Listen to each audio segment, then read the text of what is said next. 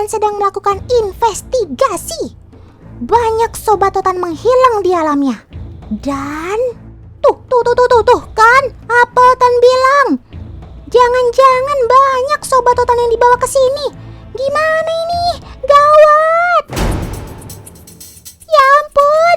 Hei, lepaskan sobat Otan itu. Ia tidak bersalah. Biarkan ia kembali pada keluarganya. Atulah, Paman. Sudah. Jangan sakiti sobat Otan ini.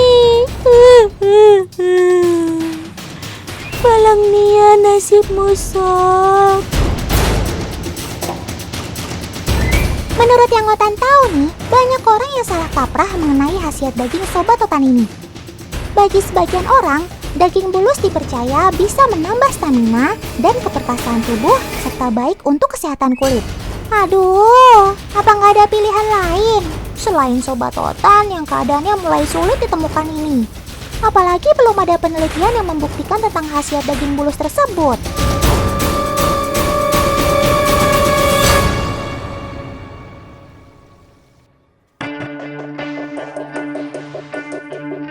Bulus memang belum termasuk satwa yang dilindungi oleh undang-undang, tapi ia termasuk dalam golongan Appendix 2 menurut Konvensi Internasional untuk Perdagangan Hewan Langka atau yang dikenal dengan CITES.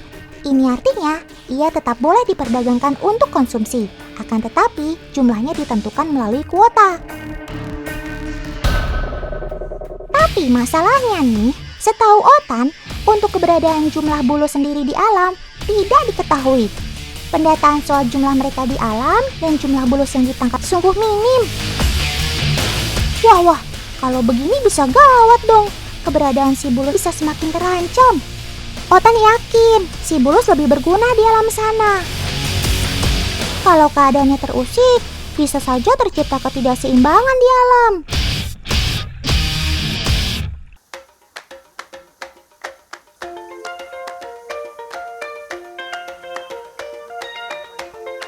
Bulus sering juga disebut sebagai kura-kura air. Ia memang banyak menghabiskan waktu di tempat berair, seperti danau, tanah becek, dan berlumpur, bahkan di aliran sungai seperti ini. Lihat, tuh kan, ia pandai berenang. Wajar saja, ia kan memiliki kaki yang berselaput. Jadi fungsinya mirip dengan dayung, yang mampu membantunya mengayuh di air.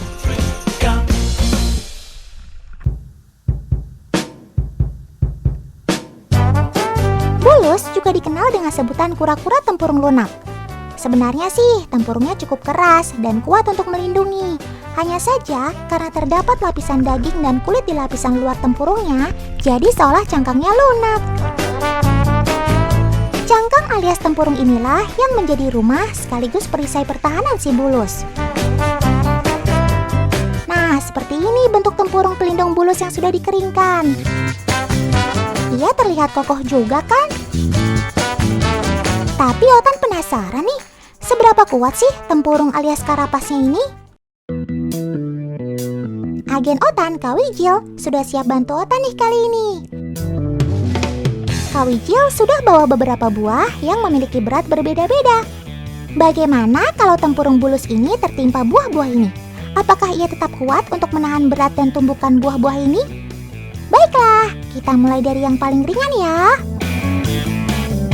Buah pertama yang dipakai adalah jeruk. Kalau ini sih Otan yakin tempurungnya kuat menahan tumbukan buah. Nah, benar kan? Berat tumbukan seperti ini sih belum ada apa-apanya. Kita coba yang lebih berat lagi, Kak. Kira-kira mampu nggak ya ia menahan tumbukan buah persik ini? Wah. Cukup kuat juga ya tempurung si bulus ini. Walau ditempa buah yang lebih berat, masih mampu juga bertahan. Dan yang terakhir, kita pakai yang lebih besar. Bagaimana kalau buah pepaya? Waduh, kalau ini Otan agak deg-degan nih. Mampu nggak ya tempurung ini menahan tumbukan dari buah pepaya? Ayolah, kita coba saja Kak Wijil. 1, 2, 3. Ya! Ternyata tempurungnya masih kokoh. Ia mampu menahan berat pepayanya. Keren tempurung punya kamu, Sob.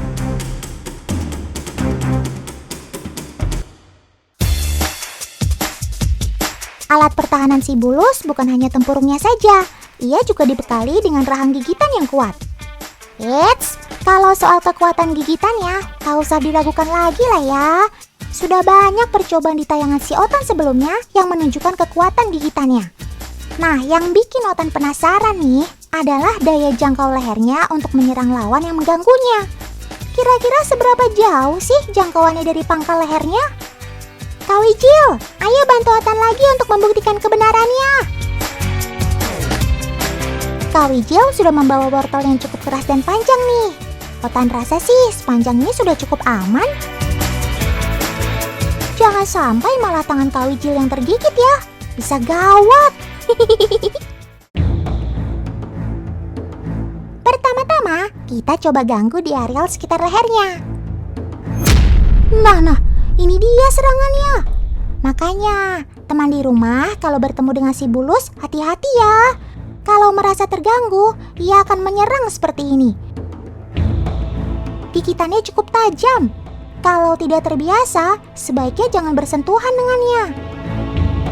Lalu kita coba lagi yang lebih jauh. Kira-kira di areal separuh dari panjang tempurungnya. Ayo Kak Wijil, kita godain lagi dia. Kamu gak marah kan, Sob? Nah, coba lihat tuh. Ia mampu menggapainya. Bahkan hingga separuh dari ukuran tempurungnya. Kita coba lebih jauh lagi, Kak. Bagaimana kalau 2/3 dari panjang tempurungnya? Deg-deg ser nih. Otan sih agak ragu kamu dapat menjangkaunya kali ini. Wow, di luar dugaan. Ia masih mampu menjulurkan lehernya. Ya, walaupun tidak bisa menggigit secara sempurna sih. Ini membuktikan bahwa selain mampu menjulur panjang, lehernya pun juga sangat lentur. Weh. Kalau Otan harus begitu sih, pasti udah pegel-pegel tuh.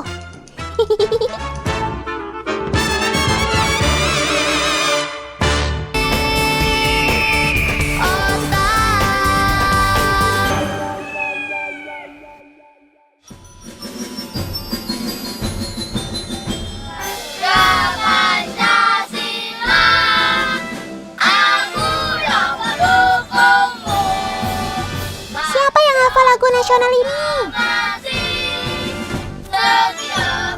Meski anak zaman now, tetap harus hafal dong. Tapi teman-teman di rumah penasaran gak sih? Sebenarnya burung Garuda itu betulan ada atau enggak?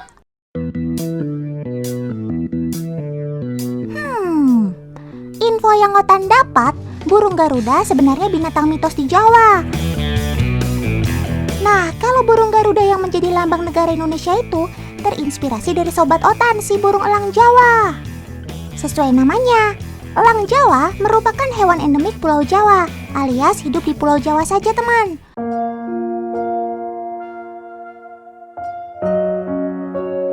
Sayangnya, jumlah elang Jawa kian hari kian menyusut.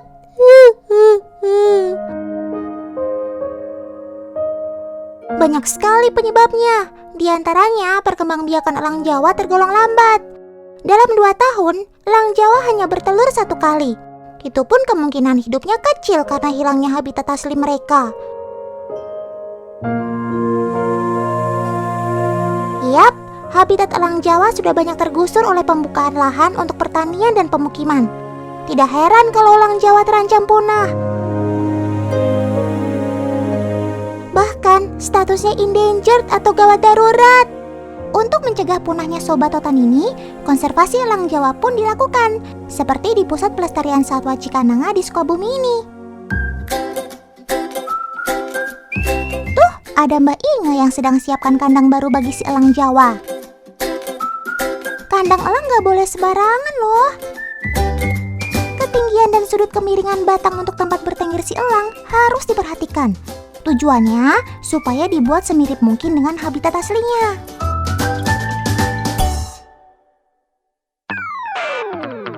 Nah, kalau di Jakarta, ada Taman Mini Indonesia Indah yang menangkarkan Sobat Otan ini, teman. Dan Otan baru saja dapat kabar gembira loh. Tanggal 29 Mei lalu telah menetas seekor bayi elang Jawa di Taman Burung Taman Mini Indonesia Indah. Wah, selamat datang ke dunia, Sob. Berita baik ini harus kita sambut dengan sukacita, teman. Burung elang ini kami tetaskan melalui bantuan. Jadi kita gunakan mesin tetas ya dengan inkubator. Kita tetaskan selama kurang lebih 1 bulan. Otan dan teman-teman di rumah pasti doakan bayi elang Jawa ini tumbuh sehat dan cepat besar, biar bisa main bareng sama Otan.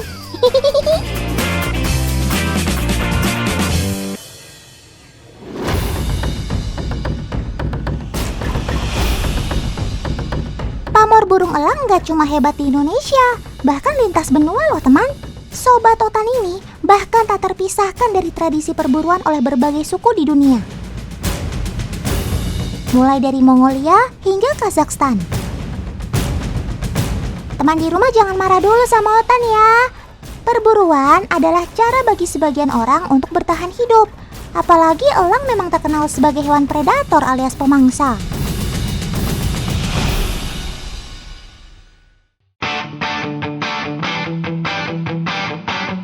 Salah satu suku yang tersohor akan tradisi perburuan dengan elang adalah suku Kazakh di Mongolia. Dan Paman Murad Khan adalah pemburu dengan elang dari suku Kazakh di Mongolia yang masih tersisa. Hari ini, Paman Murad Khan akan melatih Sobat Otan ini berburu. Sebelum sampai di tempat latihan, mata elang akan ditutup, supaya Sobat Otan ini merasa nyaman dan tenang. Sabar ya Sob, gelap-gelapan dulu. Masuk ke dalam UNESCO World Heritage, area pegunungan Altai di Mongolia adalah rumah beragam spesies makhluk hidup, teman. Inilah surga berburu bagi para pemburu dengan elang. Perburuan dengan elang biasanya dilakukan di musim dingin, teman. Saat musim dingin, bulu binatang buruan seperti rubah, kelinci, hingga serigala dalam kondisi paling baik. Sehingga pemburu bisa mendapatkan bulu tebal untuk membuat topi dan pakaian hangat. Seperti yang dipakai Paman Murad Khan ini.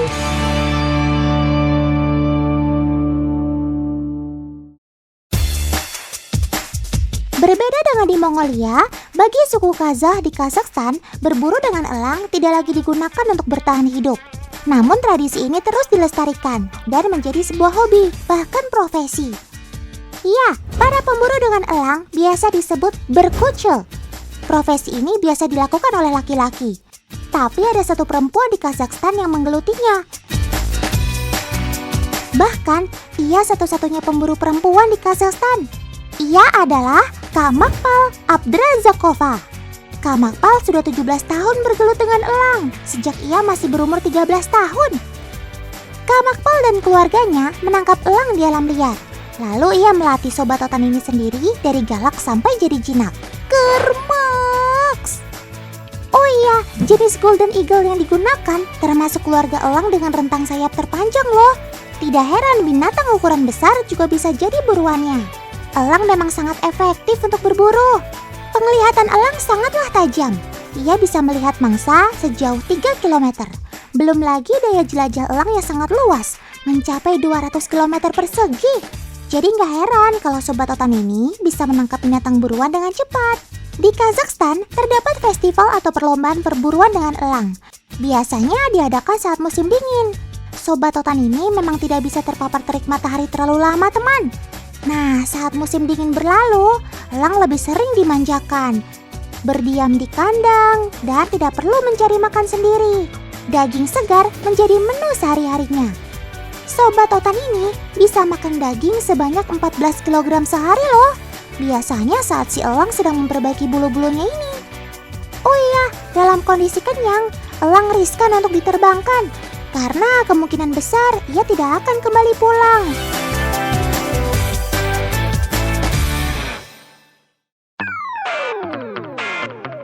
Yang akrab sama Sobat Otan ini gak cuma orang dewasa loh, anak-anak pun juga bisa. Bahkan untuk menjadi pemburu dengan elang yang andal, latihannya harus dilakukan sejak kecil. Nura merupakan desa paling tersohor di selatan Kazakhstan sebagai tempat lahirnya berkuce handal. Menariknya desa Nura ini juga menjadi tempat lahirnya berkuce junior yang masih berusia belasan tahun. Bekasil, salah satu berkuce termuda di Kazakhstan. Usianya baru 12 tahun dan ia sudah 4 tahun belajar menjadi berkuce. Untuk menjadi berkuce yang tangguh, minimal mereka harus sekolah khusus bagi pemburu selama 5 tahun.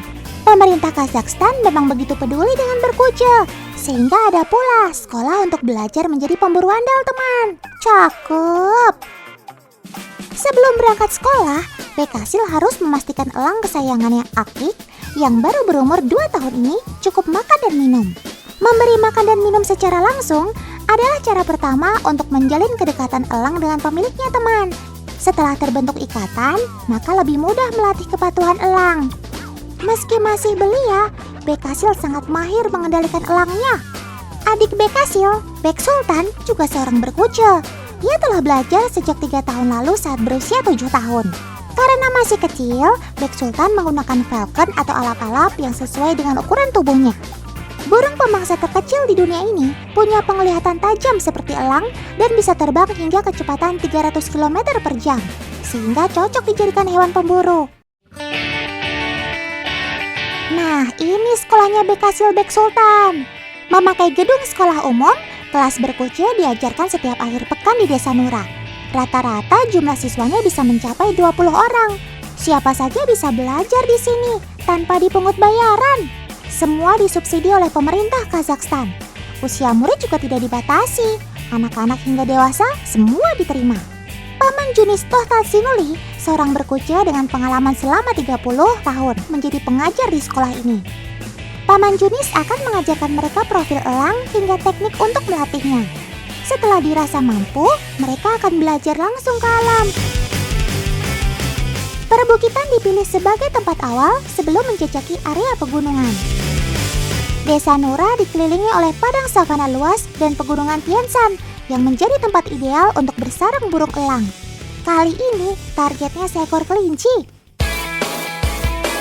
Binatang bertelinga panjang ini dipilih karena merupakan buruan paling mudah dibanding rubah atau serigala. Sekarang, saatnya Bekasil dan Akik beraksi. Dalam waktu 10 detik saja, kelinci langsung disergap. Cakep!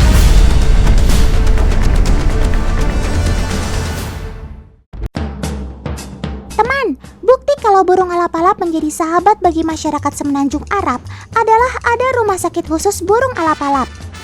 Iya, teman di rumah nggak salah dengar. Rumah sakit yang berdiri tahun 1999 ini khusus hanya melayani burung alap-alap. Setiap tahun, rumah sakit ini melayani belasan ribu burung alap-alap. Nggak cuma dari warga Uni Emirat Arab, ada juga yang datang dari negeri tetangga, seperti Bahrain dan Kuwait.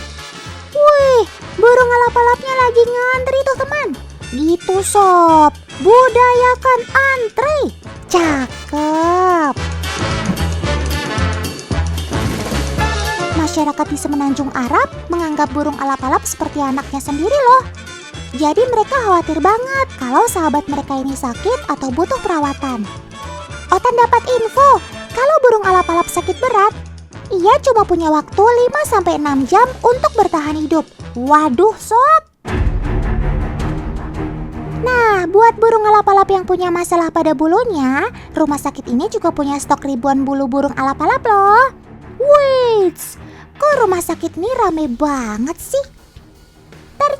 Ternyata rumah sakit khusus burung alap-alap ini bisa dikunjungi oleh wisatawan dalam dan luar negeri.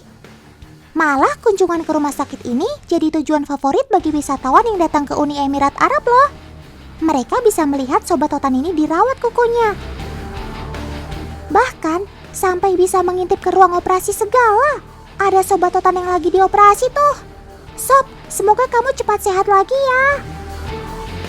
Nah, biaya perawatan burung alap-alap di rumah sakit ini tidak mahal loh teman, karena pemerintah Uni Emirat Arab memberikan subsidi. Ini sebagai bentuk dukungan pemerintah Uni Emirat Arab dalam pelestarian burung alap-alap di Semenanjung Arab. Cakep!